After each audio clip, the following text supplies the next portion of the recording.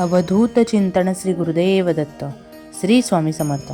नमस्कार, मी पूजा. माझ्या चॅनलमध्ये तुम्हा सर्वांचे स्वागत करते आणि आजचा तुमचा दिवस आनंदात जाओ हीच स्वामींच्या चरणी प्रार्थना करते. मार्गशीर्ष महिन्याच्या गुरुवारचं उद्यापन 4थ्या की 5व्या गुरुवारी करायचं. 5व्या गुरुवारी तर अमावस्या आहे, म्हणूनच तर हा व्हिडिओ मी घेऊन आलेली आहे. मार्गशीर्षमध्ये प्रत्येक गुरुवार हा प्रत्येक मुलीसाठी आणि स्त्रियांसाठी विशेष मानला जातो. तर या दिवशी आपण महालक्ष्मीचे व्रत करून कुटुंबाला समाधान, शांती, सुख आणि ऐश्वर्य मिळावे अशी प्रार्थना करत असतो. हा मार्गशीर्ष महिना 13 डिसेंबर 2023 पासून सुरू झालेला आहे आणि मार्गशीर्ष महिना समाप्ती ही 11 जानेवारी 2024 रोजी होणार आहे. तसेच 11 जानेवारीला अमावस्या आहे. तर मार्गशीर्ष महिन्यातले व्रत आपण करत आहोत.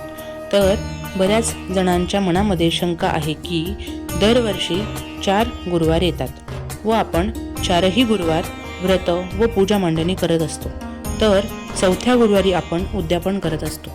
जेवढे व्रत, नियम आणि नेमधर्म पाळून आपण या दिवसांमध्ये गुरुवारी महालक्ष्मीचे व्रत केले आहे, जशी आपण मनोभावे पूजा अर्चा करत असतो, त्याचप्रमाणे व्रताचं उद्यापन देखील महत्त्वाचं आहे. या वर्षी येत आहेत 5 गुरुवार आणि शेवटचा गुरुवार म्हणजेच 5व्या गुरुवारी अमावस्या आहे. तर या दिवशी उद्यापन करावं की नाही याचा बऱ्याच महिलांना प्रश्न पडला असेल आणि काहींना मासिक धर्म असेल तर उद्यापन केव्हा करावं असा प्रश्न असेल. तर मार्गशीर्ष अमावस्या ही रात्री 8 वाजता चालू होणार आहे आणि दुसऱ्या दिवशी सायंकाळी 5 वाजता संपणार आहे. अमावस्या हा दिवस वाईट नसतो. आपण लक्ष्मीपूजन देखील अमावस्येलाच करतो. तुमच्या मनात जर काही शंका आली तर तुम्ही 5 वाजेनंतरही महालक्ष्मीचं उद्यापन करू शकता. सवाष्ण जेवण, त्यांना हळदी कुंकू देखील करू शकता. लक्ष्मीपूजन देखील अमावस्या कालावधीतच करावे लागते. तसेच महालक्ष्मीचं व्रत उद्यापन देखील अमावस्येला केलं तरीही चालेल. संपूर्ण व्रत हे मनोभावे आपण करत असतो. त्यामुळे मनात काहीही न आणता निर्मळ भावनेने महालक्ष्मीचं उद्यापन करू शकतो. 5ही गुरुवार आपण महालक्ष्मीची यथासांग पूजा करून, उपवास करून, 5व्या गुरुवारी अशीच पूजा मांडणी करून, दिवसभर उपवास करून संध्याकाळी व्रताचं उद्यापन करायचं आहे. त्याचवेळी हे व्रत संपूर्ण होईल आणि कोणत्याही महिलेला 5व्या गुरुवारी मासिक धर्म आल्यास किंवा कोणी जर बाहेरगावी असल्यास व्रताचं उद्यापन कधी करायचं, तर येणाऱ्या पुढच्या गुरुवारी जरी व्रत उद्यापन केलं तरीही हरकत नाही. मार्गशीर्ष हा महिना खूप प्रभावी आणि पवित्र असतो.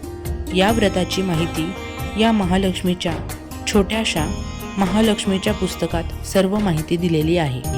आपण सुवासिनींना हळदी कुंकू आणि वाण देऊ शकतो किंवा छोट्या कुमारिका यांनाही बोलावू शकता आणि त्यांनाही हळदी कुंकू आणि भोजन देऊन काही वाण देऊ शकता.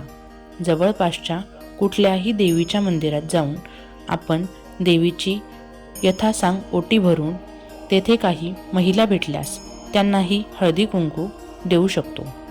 व्रत उद्यापन करताना 7 किंवा 5 सवाष्ण किंवा कुमारिकांना देवी स्वरूप मानून त्यांचीही मनोभावे पूजा करून त्यांना भोजन किंवा काही गोड नाहीतर दूध द्यावे. नंतर महालक्ष्मीचे व्रतमहात्म्य हे पुस्तक व त्यावर ओटीचे साहित्य, एक फळ आणि गजरा देऊन त्यांचीही ओटी भरून त्यांना भेटवस्तू द्यावी आणि मनोभावे नमस्कार करावा.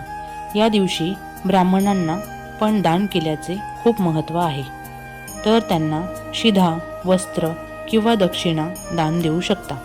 संध्याकाळी जर जवळपास कुठे गाय असेल तर गायीची देखील पूजा करून नैवेद्य आणि चणा डाळ नाहीतर गूळ खाऊ घालावी. दुसऱ्या दिवशी महालक्ष्मीची पूजा उचलण्याच्या अगोदर धूप दीप दाखवून घट हलवून घ्यावा. मग महालक्ष्मीला दूध किंवा साखरेचा नैवेद्य दाखवून पूजा करून आपल्या मनातील इच्छा महालक्ष्मी मातेला सांगावी आणि ती पूर्ण करण्याची प्रार्थना देखील करावी. तसेच कळत नकळत आपल्या हातून काही चुका होतात त्याचीही माफी मागावी आणि प्रार्थना करावी की हे लक्ष्मी माते, या जगावर तुझी सत्ता आहे. माझे सर्व अपराध क्षमा कर.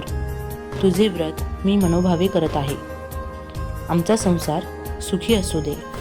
आम्हा सर्वांवर तुझी कृपा आशीर्वाद असू दे.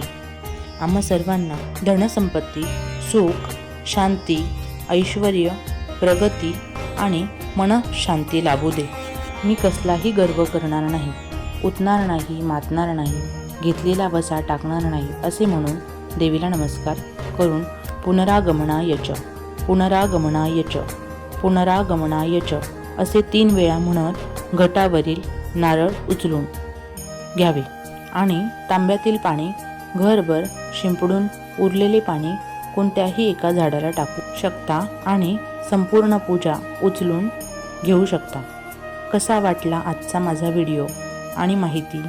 आवडली असल्यास लाईक करा, शेअर करा आणि सबस्क्राईब करा. तर पुन्हा भेटूया अशाच नवीन व्हिडिओसोबत. ओम महालक्ष्मी च विद्महे विष्णुपत्नी च धीमहि तन्नो लक्ष्मी प्रचोदयात्.